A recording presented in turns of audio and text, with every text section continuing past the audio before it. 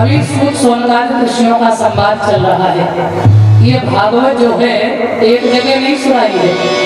नारायण ने ब्रह्मा को, ब्रह्मा ने नारद को, नारद ने व्यास को, व्यास जी ने 18,000 मंत्र में लिखकर सुखदेव को सुनाई, सुखदेव ने राजा परीक्षित को सुनाई। और यही कथा भोलेनाथ ने माता पार्वती को सुनाई। इसी को कहते हैं अमर कथा। क्योंकि मृत्यु लोक में भागवत का जन जन में प्रचार करने के लिए श्री किशोरी राधे ने श्री सुखदेव भगवान से कहा, हे पुत्र मृत्यु लोक में जाओ। बोले माता मुझे नहीं जाना है। क्यों? वहां विष्णु की माया मुझे पकड़ लेगी। किशोरी जी ने कहा, नहीं नहीं, तुम्हें माया नहीं व्यापेगी। ये दो ऐसे महापुरुष हुए हैं, एक हुए परीक्षित जी और एक हुए सुखदेव भगवान। इन्होंने जन्म लिया बाद में और भगवान का दर्शन पहले किया। जिस समय कहते हैं ना, एक बार बाबा नारद ने माता पार्वती के यहाँ जाके आग लगाई और मैया से कही, मैया तुम्हें भोले बाबा नहीं चाहते हैं। क्यों? यदि तुम्हें चाहते होते तो तुम्हें आज तक एक इतना बड़ा राज छुपा के रखा है। ये गले में जो मुंड वाला है कभी बताया? मैया ने कहा, वैसे एक बात बताया नारद जी, हाँ भोले बाबा मुझे चाहते तो बहुत है।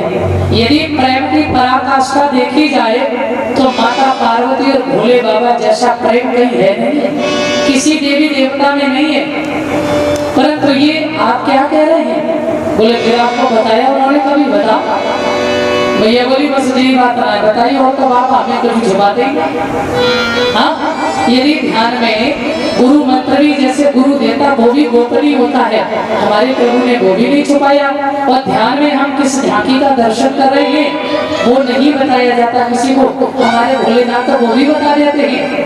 अरे मैं ये सब नहीं जानता, माता परम बता देते जे गले मुंड वाला बताई करो। बस बाबा जी जे बात ना बताए तो प्रेम करते तुझे। हाँ, अपने नाम पर चले माता, तुम जानो तुम्हारा काम। आग लगा के चले गए बाबा नारद। भोलेनाथ जी आए सो मैया नाराज वही बैठे थे। रोज को आरती को थाल लेके जाती थी, आरती कर गए। आज तो मैया बोले ना रही गुस्सा में, और भोलेनाथ समझ गए नारद जी निकल के गए कहीं दाल में काम है पप्पा। हाँ, ये बाबा जहाँ जा गई मैं तो आप बताइए कहा बात है देवी?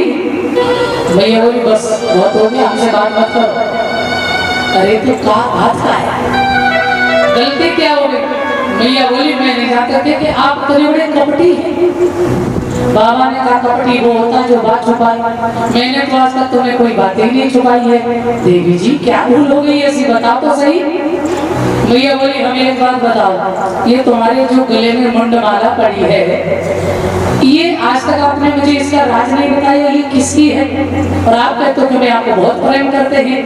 भोलेनाथ ने कहा देवी यदि आप इसका प्रमाण चाहती हो कि मैं तुम्हें कितना प्रेम करता हूँ, मैं तुम्हें कितना स्नेह करता हूँ, तो इसका प्रमाण ये मुंड माला ही है। क्यों? जितनी बार आपकी मृत्यु हुई उतनी बार आपको याद रखने के लिए मैं आपको अपने गले में मुंड की माला बना के पहनती रही। याद है? और बोले आपकी मैंने कभी एक क्षण एक पल आपकी याद को नहीं भुलाया। मैया बोली फिर तो आप महाकपटी हो। बाबा बोले क्यों? हमें ये बता दो आपने ऐसी कौन सी औषधि खा रखी जो आप नहीं मरते हो और हमें बार बार मरना पड़ता है? आप नहीं मरते? बाबा की आंखों में आंसू आ गए। देवी मैं नहीं मरता हूँ। क्यों? क्योंकि मैंने राम कथा सुनी है। जैसे भोलेनाथ के आंखों में आंसू आए, कहा मैंने अमर कथा सुनी है, तो मैया ने चरण पकड़ लिए। बाबा वो अमर कथा हमारे ऊपर भी कृपा करो, वही अमर कथा हमें भी सुनाओ। महादेव जी ने कहा देवी सुना तो देंगे, परंतु बड़ा नियम होता कथा का। सच बात तो ये है, वैसे आपका यहाँ ये सुटोबिल है एकदम से बढ़िया। बहुत सी जगह तो ऐसी जगह कथा बैठती है ना, जब रोड का किनारा, वाहन की आवाज, कभी चीन, कभी कुछ, कभी शोर, कभी कुछ। कथा का सच में एकांतवास होना चाहिए, जहां पर आपके मन के कनेक्शन को तोड़ने वाली कोई चीज न हो। हाँ, क्योंकि ये मन बड़ी मुश्किल से कथा में लगता है, तो एकांतवास होना चाहिए। और कथा को जब सुने तो नियम ये कहता है कि व्रत होकर सुनो, और व्रत ना रह सको तो एक टाइम भोजन करो, कथा सुनो। एक टाइम कथा में ना चले तो लोग हाँ जी काम आप कह दे रही हो, तो एक टाइम से ना चले तो 2 टाइम भोजन करो और कथा सुनो। और 2 टाइम से भी काम ना चले तो खूब मारो 3 बार, हाँ खूब खाओ। आप भोजन क्यों बता देते कम खाओ? आलस ना है, इसलिए कहीं निंद्रा देवी ज्यादा अपना आक्रमण ना करती रहे, तो इसलिए कम खाना, कम खाना। ज्यादा खा जाओगे तो फिर उठ नहीं पाओगे, तो कम खाओ। और यदि नहीं मन मानता है, खूब खाओ, चकाचक खाओ, पर कथा मन से सुनो, बोल गोविंद भगवान की। हाँ,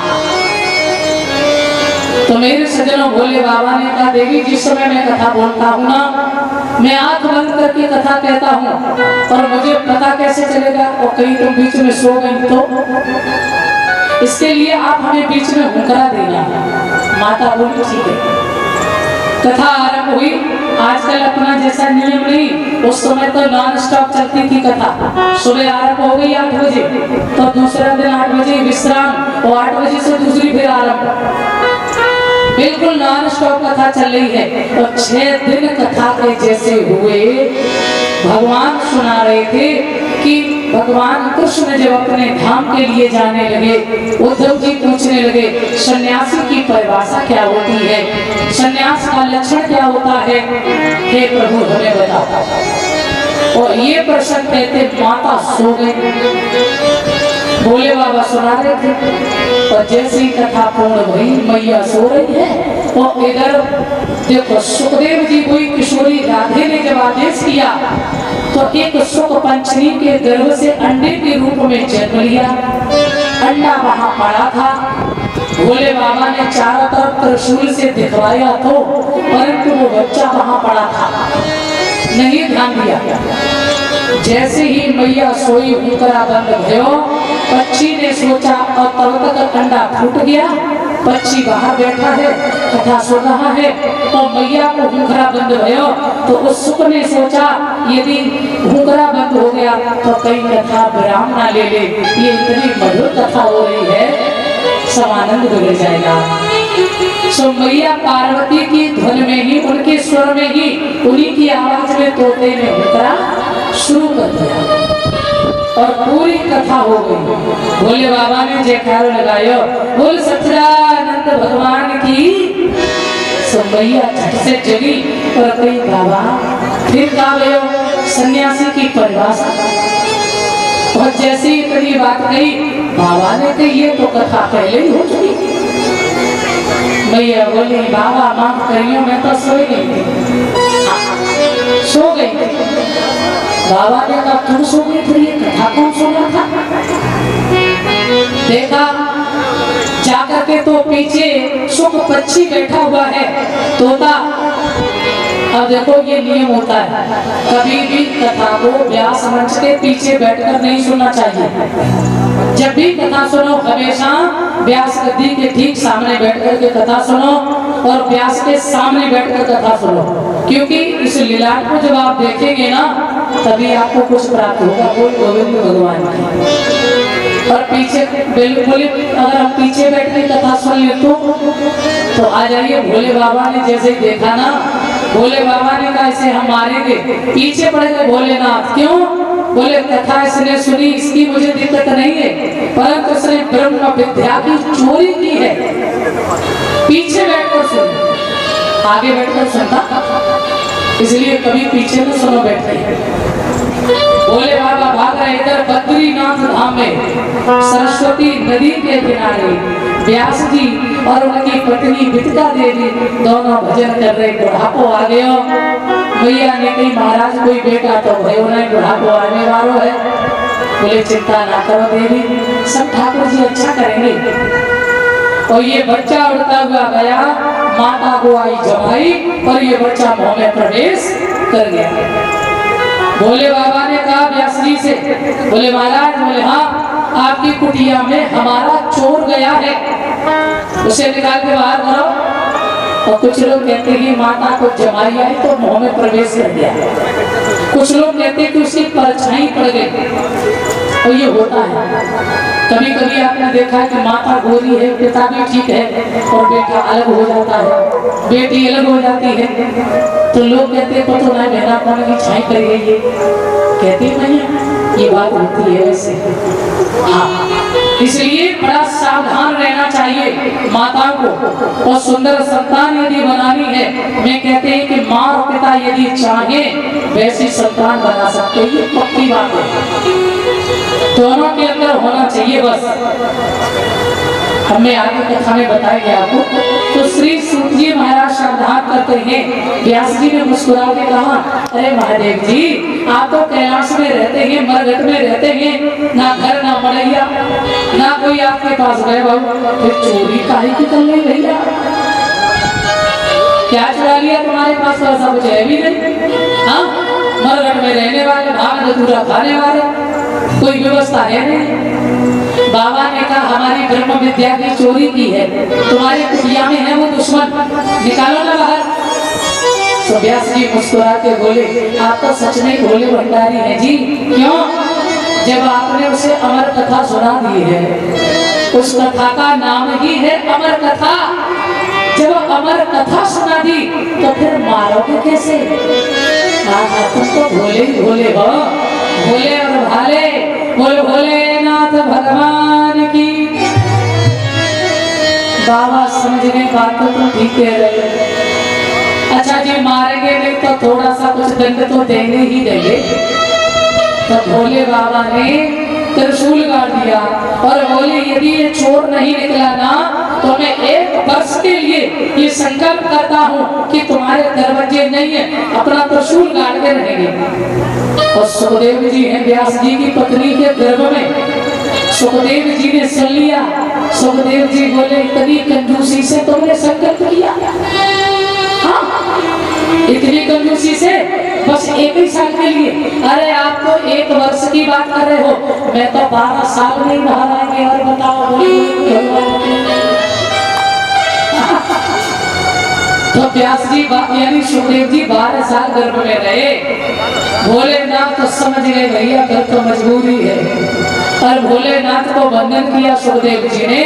और महादेव जी कैलाश चले जाते हैं और 12 साल हो गई, बेटा बाहर नहीं आया। अंदर हृदय से मंत्रों की ध्वनि आ रही है, भजन हो रहा है। और व्यास जी की पत्नी परेशान। अब माताएं तो 9 महीने में बच्चे को जन्म देती है और माँ 12 साल हो गए। व्यास जी ने कहा, अजी पुत्र बाहर आ जाओ ना निकल के, क्यों तुम्हारी माता परेशान है, ध्यान देना।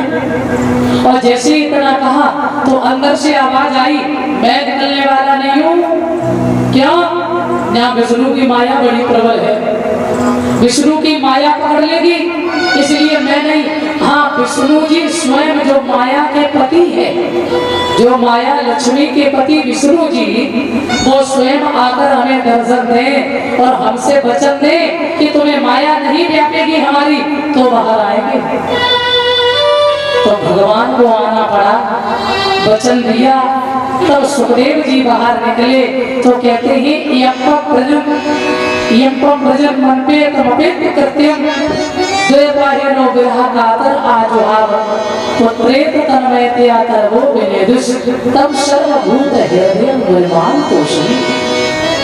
यम प्रजन 12 वर्ष के बाद जिन्होंने मातृगर्भ से जन्म लिया और जन्म लेने के बाद कोई संस्कार नहीं हुआ है, न नारा छेदन हुआ, कोई मुंडन नहीं, और लंबी लंबी भुजाएं, चौड़ा दिव्य वक्ष स्थल है, बड़ी सुंदर मोहनी मूर्त है, सुंदर सुहावन शरीर है।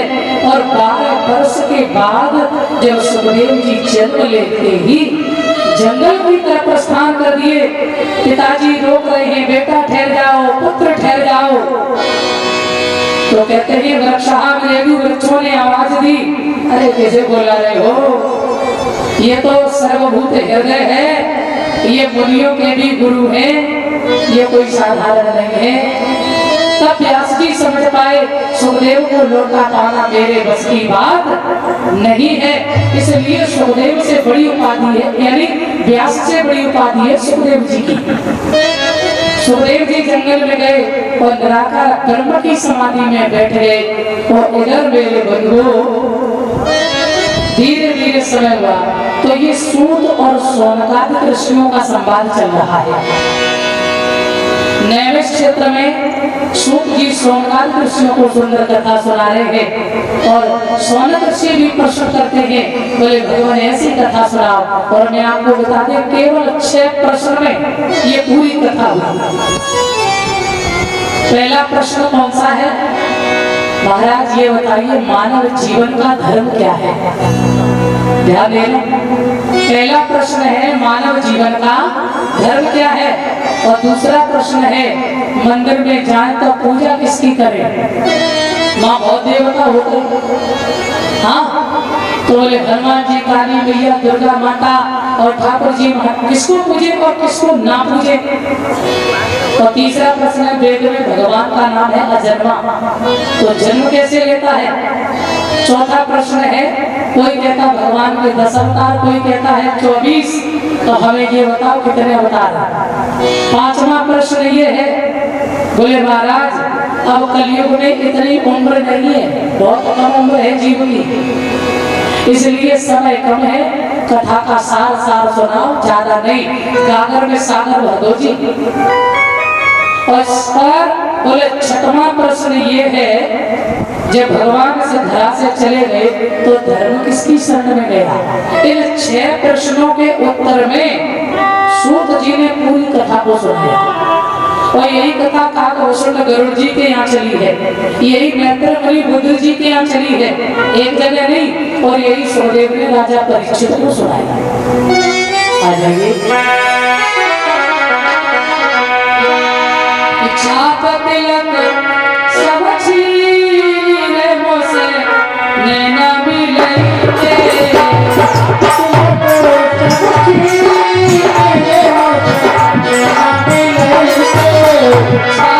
तिलक सब छीने मुझसे नैना मिलते, छाप तिलक सब छीने मुझसे नैना मिलते।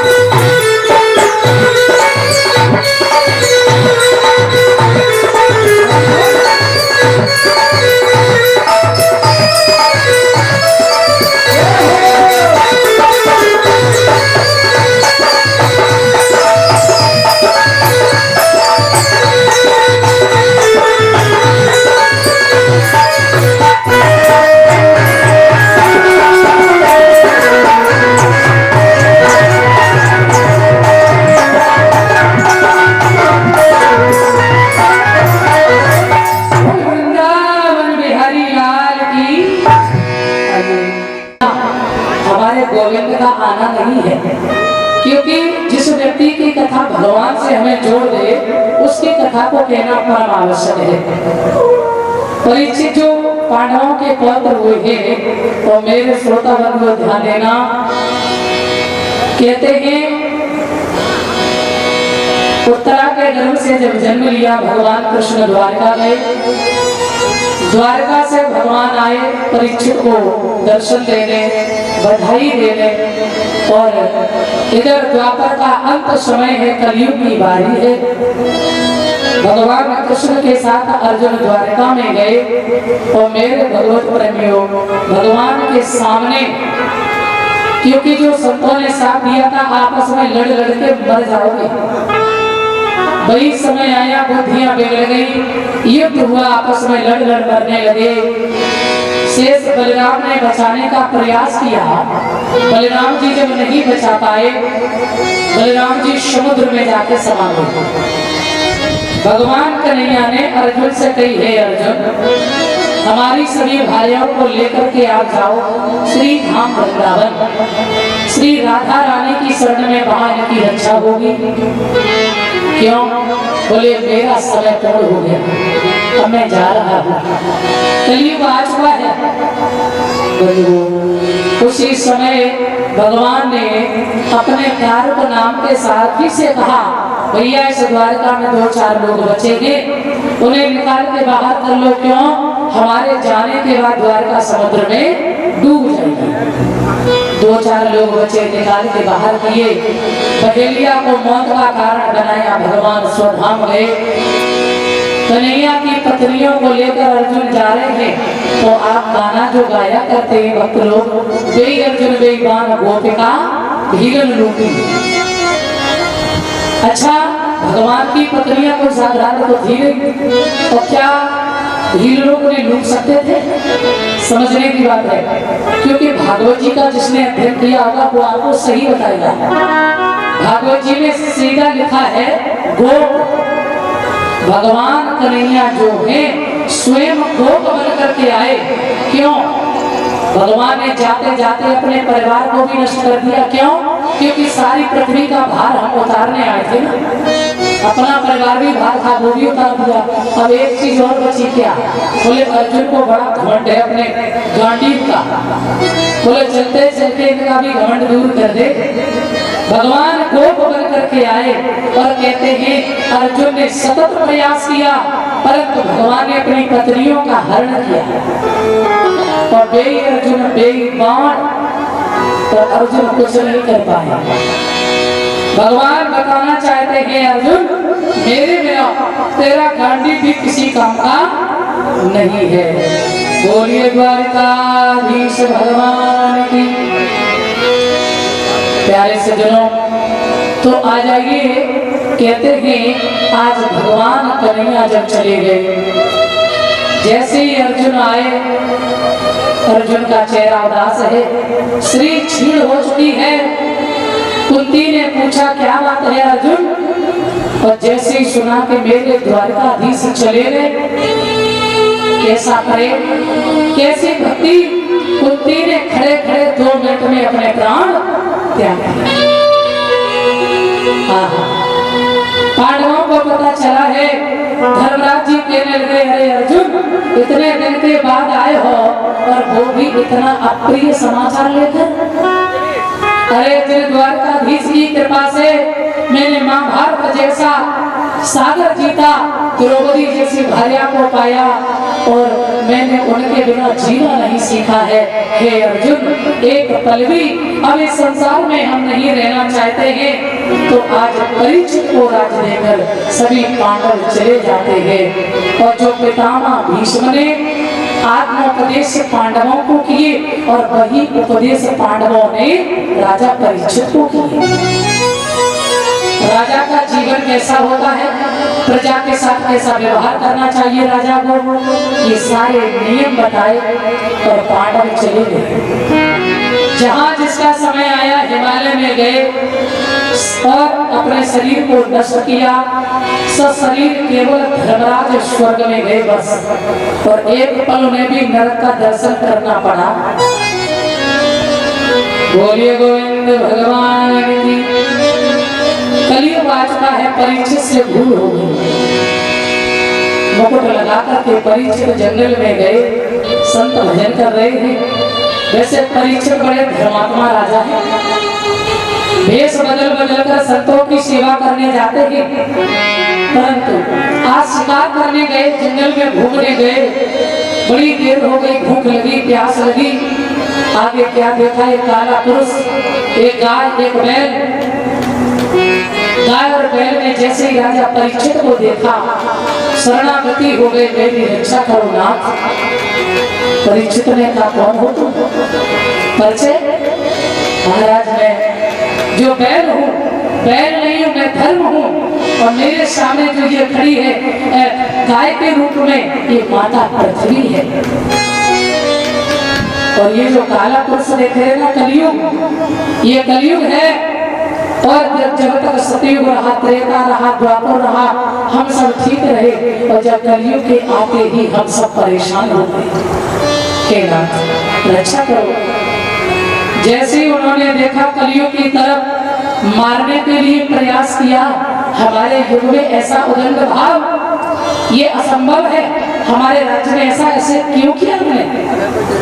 कलयुग समझ गया मौत है नजदीक, तुरंत शरणागति हो गए और परीक्षित से कहा, मेरी रक्षा करो भगवान। सतयुग त्रेता द्वापर सबके लिए जगह, और हमारे आते यहाँ मार रहे हैं। बोले सतयुग त्रेता द्वापर में अच्छे काम होते थे, तुम्हारे आते ही बुरे कर्म। अजी अभी तो आरंभ है, अभी तो प्रारंभ ही है। अभी तो मेरा जवान स्वरूप होगा ना, तब देखना, और आगे देखना कितने बुरे कर्म। परीक्षित जी बोले, तो ऐसे अधर्मी के लिए हमारे राज्य में कोई जरूरत नहीं है, ऐसे को हम रखेंगे नहीं। तो कलयुग ने एक बात कही, महाराज अवगुण तो है, पर एक गुण भी बहुत अच्छा है हमारे अंदर। क्या? बोले सतयुग त्रेता द्वापर में लोग हजारों वर्ष तप करते थे, तो हमारे युग में केवल नाम से कल्याण। कलयुग केवल नाम आधारा, और सुमिर सुमिर नरोता नहीं पाया। बोले तो फिर अच्छी बात है, ये गुण तुम्हारा अच्छा है, लेकिन गाय बैल पे दया करो। तो कहाँ जाए तो नहीं बताओ। बोले जहाँ मदिरा पान होता हो, धर्म होता हो, जुआ खेला जाता हो, उन घरों में जाओ, जहाँ व्यभिचार होता हो वहां जाओ। कलयुग ने कहा, तो एक आध तो अच्छी जगह दे दो। परीक्षित ना समझे, बोले जाओ सोने में निवास करो। लगाई छलांग, मुकुट में हो गए विराजमान। बोल परीक्षित लाल की। अभी तक बुद्धि खराब नहीं थी परीक्षित की, और कब चूक हुई जब कलयुग सर में बैठ गया। देखो मेहनत से किया हुआ धन, मेहनत से कमाया हुआ धन, वो धन में कली का वास नहीं। कली का वास होता है किसमें? जो हम किसी का अपहरण कर लेते हैं, याद है ना, किसी दूसरे का हम छीन लेते हैं। आज राजा परीक्षित जो मुकुट लगाए थे, उसे भीमसेन जीत कर लाए थे जरासंध से, इसलिए उसमें कली का वास है। कलयुग ने बुद्धि बिगाड़ दी। महात्मा सभी के गले में मरा सर्प डाला। क्यों? क्योंकि उन्हें देहाध्यास की निवृत्ति हो चुकी है। परीक्षित जी पहुंचे, भूख लगी, प्यास लगी। अरे महात्मा ने ना पानी की पूछी, ना भोजन की। मैं इतना भूखा, मैं महात्माओं का इतना ख्याल रखता हूँ, तो आज मैं आ गया जैसे तैसे। तो महाराज जी तो आंख बंद करके ही बैठे, उन्हें क्या पता जो ध्यान में मग्न है। उठाया, सर्प डाल दिया, चले गए। श्रृंगी ऋषि जब जगे हैं, श्रृंगी ऋषि ने देखा कि राजा परीक्षित ने ये अनर्थ किया है, तो शाप दे दिया, यही तक्षक जिंदा होकर साथ में रोज डस जाए राजा परीक्षित। उसी समय मेरे भगवत प्रेमी ध्यान रहे, श्री सुखदेव जी के सूत जी कहते हैं, वे ऋषियों, आज जैसे राजा परीक्षित घर गए, महात्मा की समाधि खुली, श्रृंगी ऋषि को रोता पाया कि ये पुत्र, अरे किसी राजा ने हमारा सर्प डाला। वो त्रिकालदर्शी शब्द थे, समझ गए। पांडवों के पुत्र परीक्षित आए थे, बेटा तुमने कुछ कहा तो नहीं? बोले ज्यादा कुछ नहीं, परंतु मैंने श्राप दे दिया है। क्या? बोले साथ में रोज यही तक्षक उन्हें जिंदा होकर के डस आया। बेटा वो बड़ा धर्मात्मा राजा था, ये उसकी गलती नहीं, ये तो उसके सर में जो बैठा कलयुग था ना, ये सब कली ने करवाया। अब उन्हें जाके बता दो अपनी मुक्ति के लिए कोई उपाय सोचे। एक गौरमुख नाम का शिष्य जो था उसे भेजा, राजा परीक्षित को बताया। परीक्षित ने जब जाना कि मुझे श्राप हो गया है, मुकुट उतार के रखा, होश में आ गई, अरे मैंने महात्मा का अपमान कर दिया है, मुझसे भूल हो गई। तब तक उस गौरमुख नाम के शिष्य ने जाकर बता दिया। तो राजा परीक्षित को दुखने को ध्यान देना। परीक्षित ने प्रसन्न होकर के कहा, अपनी पत्नी से बच्चों को इकट्ठा किया और पत्नी से कही, सुनो देवी, मेरे जितना सौभाग्यशाली इस संसार में कोई दूजा पुरुष नहीं है। क्यों? एक क्षण और एक पल भी जिस व्यक्ति को ये पता नहीं हमारा कब यहाँ से जाना हो जाए। क्षण भंगुर जीवन की कलिका कल प्रात को जाने खिली ना खिली।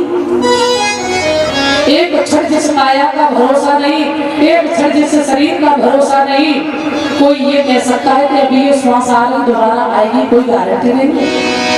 और हम शाम तक जिंदा रहेंगे, इसकी कोई गारंटी नहीं। पता नहीं कब ये श्वास आखिरी हो जाए।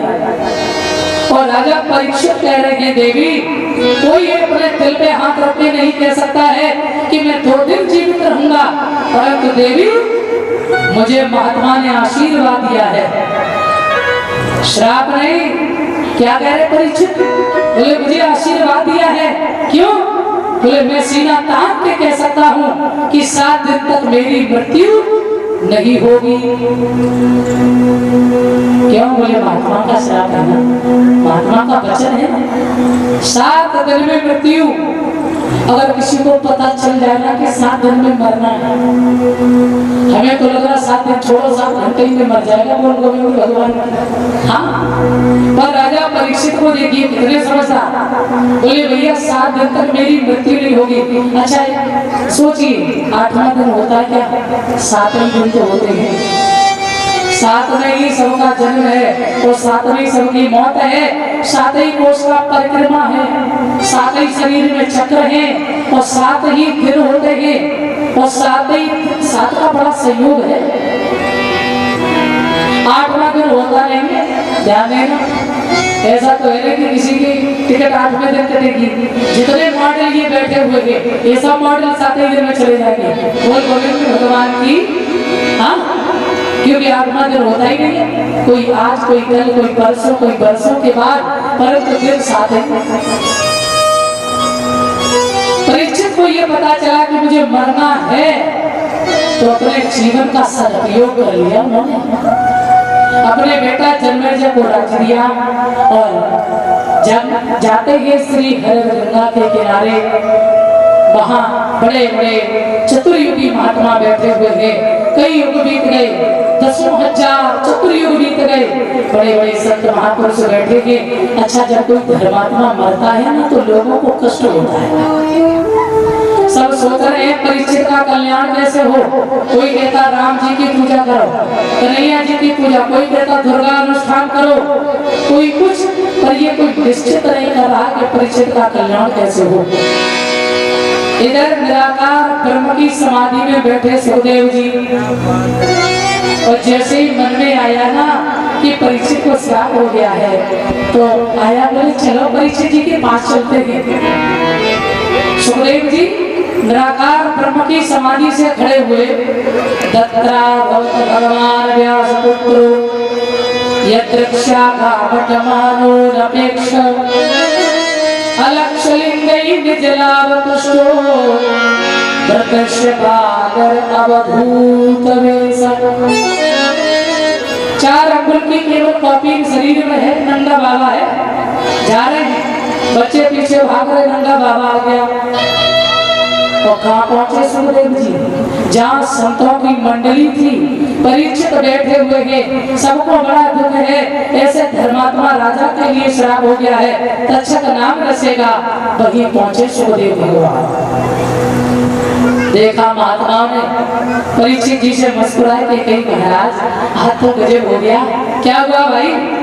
अरे आज तो उल्टी गंगा बह गई महाराज। वैसे प्यासा कुएं के पास चल के जाता था, आज तो कुआं चल के आ गया प्यासे के पास।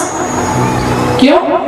बोले जहाँ सुखदेव जैसा परम भक्त संत आ जाए, परम विरागी, वहाँ जो कृष्ण चरणों के परम लाडले भक्त मुक्ति होने को रह जाए। समझ लो मुक्ति तुम्हारी मुट्ठी में है परीक्षित जी। और सुनो, जे बड़ो फकीर बाबा है, संत है, और जाके ज्यादा बड़ाई के चक्कर में पड़ गए तो चलो जाएगा। इसलिए अपनी बात कहो।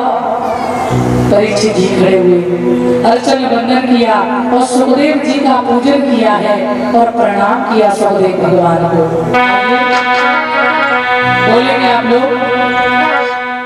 कथा सुनाने वाले, अमृत पान कराने वाले, हरि की कथा सुनाने वाले, अमृत पान कराने वाले, तुमको लाखों प्रणाम, तुमको लाखों प्रणाम, तुमको लाखों प्रणाम, तुमको लाखों प्रणाम।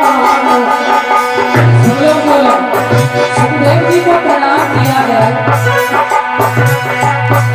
हरि की कथा सुनाने वाले, अमृत पान कराने वाले, तुमको लाखों प्रणाम, तुमको लाखों